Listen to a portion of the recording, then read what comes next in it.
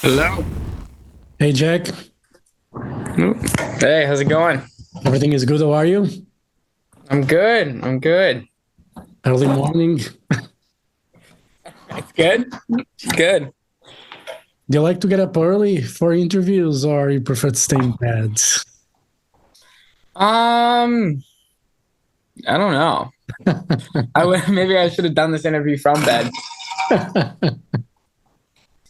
You normally can you get up early in the morning? Are you a morning person or you're more of an afternoon night kind of guy? I don't know. I mean, like, I'm kind of right now. I'm kind of neither, but I tend to get up on the early side because I can't. For some reason, I just can't sleep in anymore. Yeah. I don't know what happened. I just like wake up early no matter what. It will get worse with age, trust me. Oh, sick! Awesome. Thank you. You know, I'm at a stage where I can't, do an all-nighter and I cannot sleep for 10 hours anymore. Those times are gone. It's like 6, 7 hours, 8 hours in a very good day, but Dude, more, when I get 8 hours of sleep, I'm like fucking stoked. yeah, It's yeah. Yeah, I average about six, yeah. maybe seven. Yeah, it's crazy. Anyway, let's talk about, before we talk about the European tour that you guys are going to do, let's talk about Fission, the new record you guys are going to release soon. You guys already have a release party for LA. Are you guys looking forward to play the new songs live? Yeah. Yeah. That's what we've been doing pretty much nonstop all of January is just trying to get these songs sounding good. And we have a new in-ear rig system so we can like actually hear much better what the songs actually sound like. And it's helped so much. I think these songs are going to sound really good live. Yeah. Are you the kind of band that only when you play the songs live you realize if the songs are good or not? Um, yeah, yeah. It's a weird thing. It's like that's actually a pretty accurate marker for whether or not we know a song is good. Is like we'll be writing a song, in Jack, our guitarist's studio space, and you're doing everything on the computer, and you'll be like, "This song's pretty good," and then you go and play it in the room, and you're just like, "This fucking feels awful." And I think that's a good marker as to like where the song stands. Do the songs tend to evolve? You write the songs in the studio, you're pretty happy with them, otherwise you wouldn't put them on an album. But when you play them live, do you tend to tweak a bit the songs, from what they were originally played in the studio, or you pretty much, like to stay true to what you're totally happy with what you did in the studio? There's no point in changing it live. Or do you guys realize that, maybe a change here or there will benefit the song more? I think we change a little bit. We tend to play it pretty close to the record. I think as we get bored of the songs, we tend to like add little things, but we're not good at like some of those bands they'll just like come up with completely different arrangements for their like live set. We've yet to find a song where we're like comfortable doing that because I think there's just so many specific parts, like the way things are played is so specific that to rearrange it would basically be like rewriting the song. You guys are obviously known for the live performance and you guys love to play live. How did you guys can transport that into a studio setting? Because I know some bands are more comfortable being in the studio than being, live on stage. In your case, Mhm. it seems to be the other way around. You guys prefer to play live, maybe more than being in the studio. How does you guys try to recreate what you guys are live into the studio? That's actually been a really big challenge for us because I think it's an awesome compliment, but also at the same time you're like, fuck. When somebody at a show is like, you guys sound so much better live than you do on your records, and you're like, that's awesome, but also like, fuck, you know. And I think this album in particular is the first time where it's like I'm like a little nervous to play the songs live because now the production of the album is just so good. We worked with a guy named Anton and a guy named Benjamin Rice, and they're both just, awesome, awesome producers. So they got it sounding really good. And I think, I mean, honestly, it's just like a challenge to like be like, okay, now we got to sound as good as the record. Yeah. And that's the first time we've ever done that because we self-produced a lot of our old albums. And so naturally we weren't, great. So it was easy to sound better than the album. And now it's a little bit more hard. How you guys self-produce the early stuff. How is it to work with someone that tells you, that part sucks, come up with something else? I think we're very, very, very, very particular and very opinionated.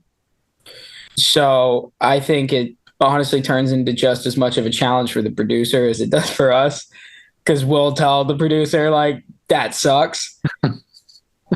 And having another person there has definitely been a mental struggle because I mean, it was a great challenge, and I think Anton and Ben both brought things to the table that we had never done before. But it was a bit of a challenge when they would say, "I don't think this is good enough," and you'd be like, "I think you're right. I think you're right. We'll try some more stuff." But yeah, I think overall, it's just the more discourse there is, the more like butting of heads, the better it tends to be. It's just refining it. Yeah. But you guys are always pretty confident when you go, into a recording setting. You're pretty confident with the stuff that you have. Is that what, that comes when you headbutt with a producer to try to put up your ideas forward? It's because you really strong believe in what you're doing? Or you just think that the guys are not listening what you're listening to? I think it's just, for whatever reason, the four of us, our brains just like align on exactly what we want to hear. I don't know. I think it's just from playing together for so many years, but even early on, there's just this very particular vibe that we like. And it's not a particular mood. It's not a particular emotion. It's just a vibe. And all four of us feel that vibe so strongly. And I think going into a studio with a producer, if he's not on that same page yet, that's where a lot of the conflict happens. And then, between the producer, and then there's always conflict between the four of us. But it's like we don't budge on where we stand. It's like when we work with people, they have to come into our realm because this is our band. We know what we like. We know what we don't. Yeah. And when did you guys start working on the new songs for Fission? A couple of the tracks, I think like 3 of the tracks were old stuff that had just never gotten done. We didn't know what to do with it. My Condition is one of those. and Hurt is one of those. But we really started writing the album pretty much immediately after our first album came out. So like back in 2021. Okay. And, that was already, the album came out was during the pandemic already. Were you... Which one? The first one. The first one came out, right when the pandemic started. Great timing. It actually worked out pretty well. I think it worked pretty well. Was it frustrating, have an album out and, the world pretty much shutting down and you guys were like, what the fuck are we going to do now? Yeah, it was a very depressing time. Once the album was out, it was like, I felt like I didn't have a purpose. How long does it take, to get through a song normally? Are you guys pretty fast writing a song No, not at all. Painful Not at all. process. Yeah. It's a very painful process. I mean, it's it's really rewarding and fulfilling, but it's not necessarily fun. And it's more of like you get like a deep sense of accomplishment from finishing our songs. We've never been a band that can just sit down and just, strum something out and write a song a day kind of thing. That's just not how we work. It's songs take months to write. That's a long time. Does the song changes much during that process? I mean, it's a long process, so I suppose there's a lot going on and, changes, tweaks, and, probably throwing stuff out in the bin and start from scratch again. Yeah. That's what happens with you guys. Yeah, we tend to only put the songs that get done on the album. I mean, it's like if the song doesn't capture our attention from beginning to end, it usually gets abandoned Yeah. and then goes back on the shelf to maybe be used later when we're in a different place mentally. But it's a lot of songs will change over time, but if it doesn't change for the good, it just goes away normally. And the ones that were like, this is awesome from the moment we start writing it to the moment we finish it. Yeah. Those are the ones that go on the album. Because you're talking about My Condition being like an older track, so to say. Did you felt the time was right? Did you vibe with this, with that arrangement or whatever piece you had from the past, and it just felt it was right now? You felt better. You could do something with it. That was the I think we just got better at songwriting as a whole. The way the song initially came together is like way back when we first moved to California, back in like 2017, 2016-ish. We were at a rehearsal space, and one of the things that we'll do sometimes is just like out of nowhere, somebody just we get sucked into this vortex of just trying to play the absolute worst thing you've ever heard. It's just everybody's playing something different. It's just chaos, and I don't know why I don't know why it happens. It just kind of does sometimes. And in one of those episodes where we were just being dumb, and that song, the riff for that song kind of came out, and we were like, "Whoa, that's actually kind of sick." And then I took the voice memo home and I wrote the first verse over it, and then we couldn't figure out what to do with it. And we tried and tried and tried, and eventually got shelved. And then the first album came around, and our A&R kept pointing back to that first verse memo, being like, "Can you guys write something with that? Can you write something with that?" Tried a couple times, didn't work. And then this album cycle came around, and Jack like sat down and just kept writing over it kind of in the background. And he eventually brought me and the rest of the band the chorus that's on it now. And I was like, "Oh, that's fucking sick. That's it." And then the rest of the song just all came together. Yeah. Do you throw much ideas out? I mean, in the way that if you think an idea doesn't work, you throw it out and never to see the light again. Do you do that much? Obviously, you guys keep some stuff that you feel, that has potential, but do you throw stuff away never to be seen or heard again? Yeah, I would say there's a lot of stuff that, I mean, for the amount of songs we've written, which has only been like, what, 40 something since we started as a band. I mean, there's probably hundreds of ideas that just disappear. And occasionally somebody will find the voice memo from it and be like, "Do you remember this?" And be like, "Oh, that's sick." And then we'll forget about it again, So Did you guys like to go into songwriting mode? I mean, as an obligation, so to say, to write, or you prefer the spontaneity of the moment? It's definitely a different mindset to get back into the writing world. you kind of gear yourself up differently. And because we tour so much and we seem to be touring more, it's like the necessity to take that time when we're home to like sit down and start pumping shit out um is it's like you have to, you can't wait for the moment to be right. You just kind of have to start shooting in the dark till something catches, because it's not like you can ever be like really in the mood to write. Yeah. I've never been like super in the mood to write. It's always been like, all right, start going, start doing it. And then like, you just like, this sucks for like a few days. And then you start to catch a rhythm. You need some tries until you start to get in the groove of doing it.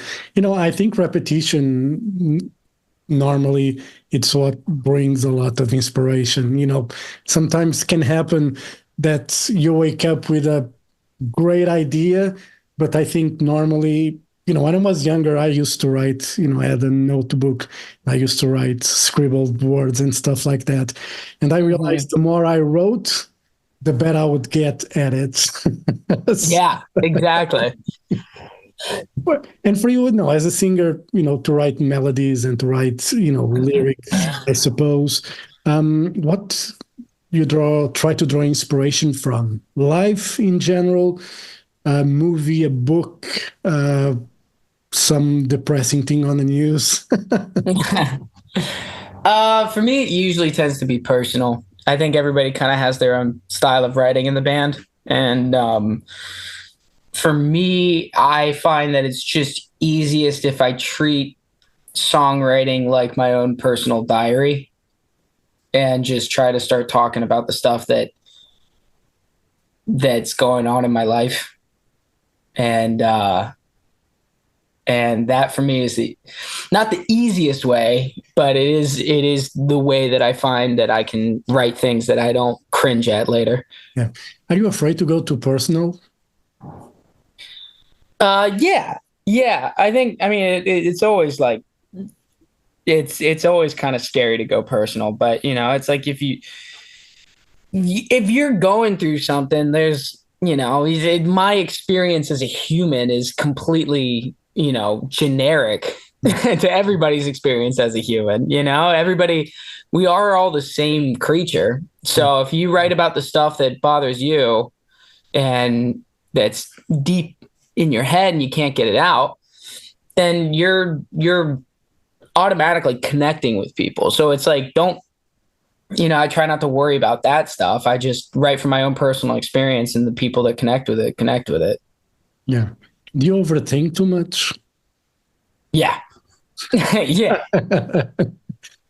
Everybody in the band does. That's like the thing that it's like the gift and the curse of this band is that we fucking think so much.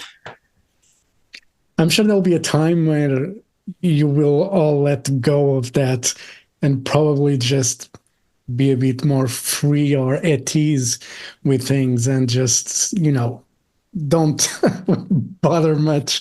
At the end of the day, sometimes you just need an event or something that will change you and you realize, fuck that.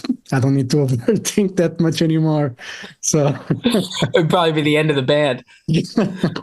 Well, maybe not, maybe it'll open up you guys for different stuff musically, you never know. Yeah, you could be right. You never know. Yeah. And, for you, when did you realize that, first of all, you could sing and you could try to make a living out of it?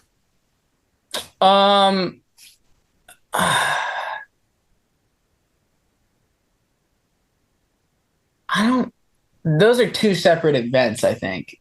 Like I could definitely carry a tune, but I don't think I could sing well until I was probably like in my like mid to early 20s, like just after college is when I started to really sort of improve, I would say.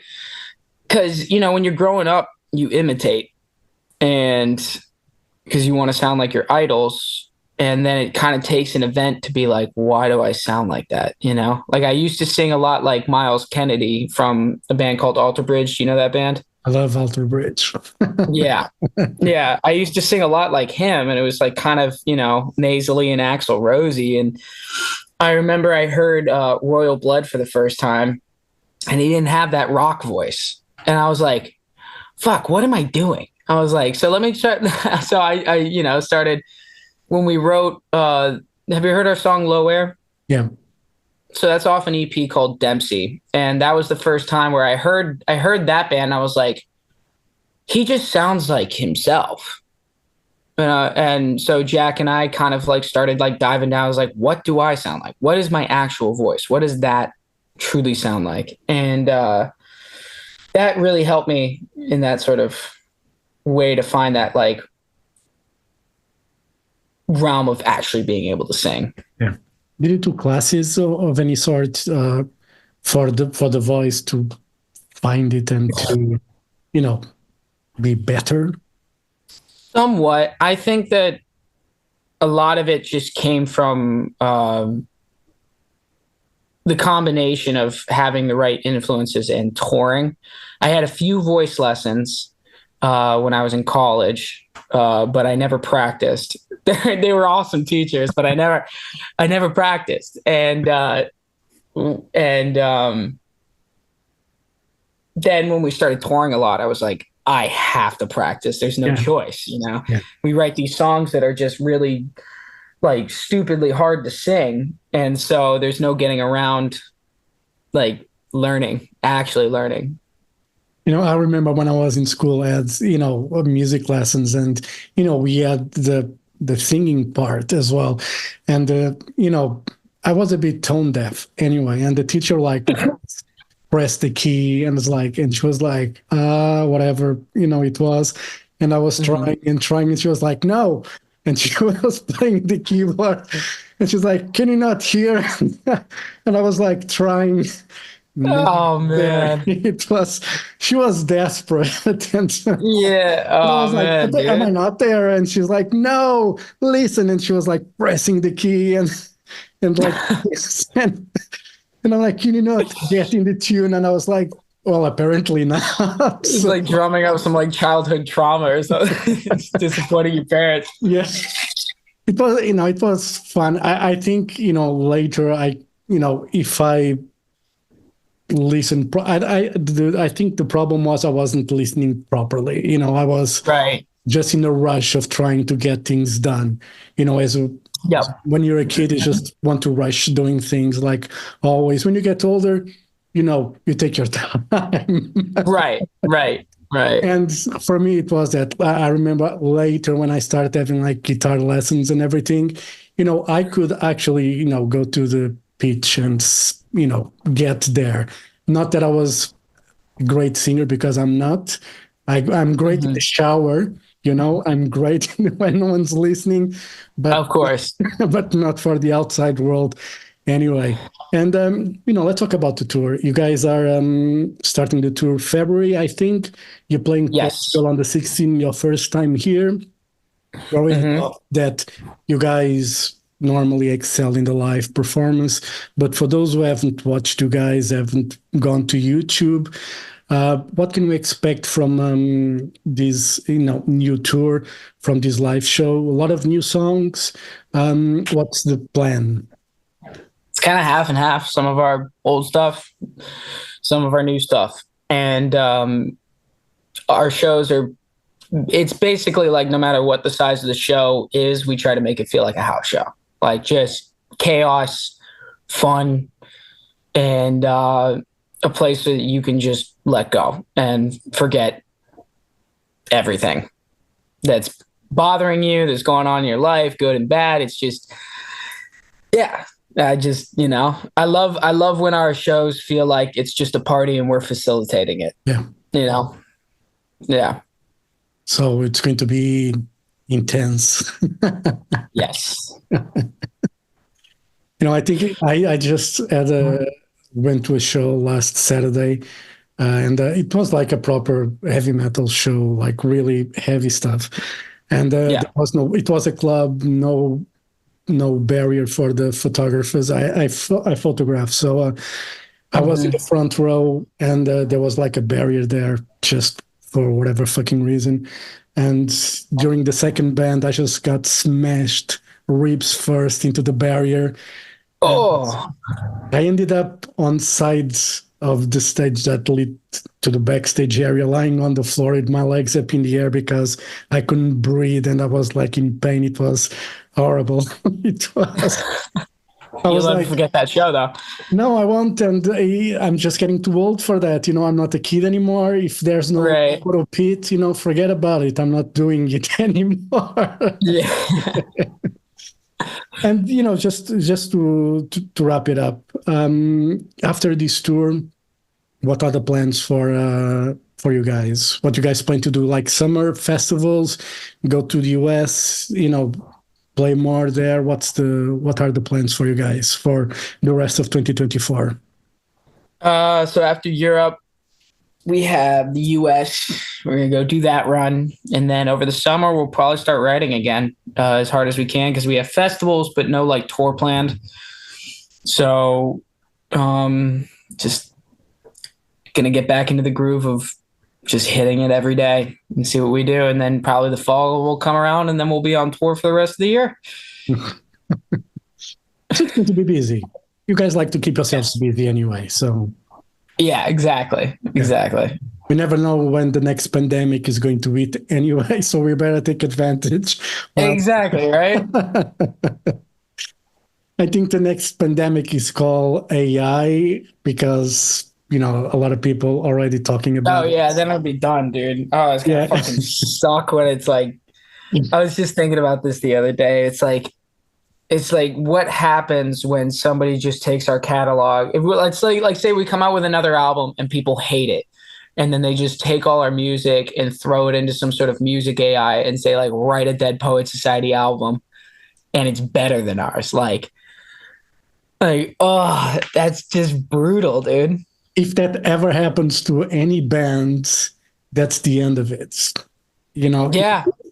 if that I hope I don't, I'm very cautious about that, but I don't think you could ever replace the human side of it, the emotion, because you can put whatever information in a machine, but I think we're far from creating an emotional machine because we've seen the movies. Yeah. We've seen the movies. If we put too much emotion in a machine, we're fucking done. There's no Arnold Schwarzenegger to save us. No, that is true. That's the end of it, dude. Yeah. So I don't know. We'll see. Maybe the next Dead Poet Society album will be all written by AI, You and we'll felt be dead. yes. You felt tempted to go to Chat GPT, whatever it's called, all those open AI stuff, and try to, you know, did we do we experiment with that? Do you ever gone into it to see what the capabilities of it are when it comes to, let's say, write a lyric? Um, no, I mean we were joking around with it at writing this album just to see what it could do because there were a couple times we were stuck with on like lyrics, and we were like, what do we and we had just learned about ChatGPT because this was last year, and we tried it out, and it's still not there lyric writing wise. It was pretty cheesy and corny. So we are like, damn man, this sucks. We're good. And but who knows? Might get better. Yeah, Writing good lyrics is fucking one of the toughest things you can do creatively. So I think yeah, we're still safe there. yeah, I think so.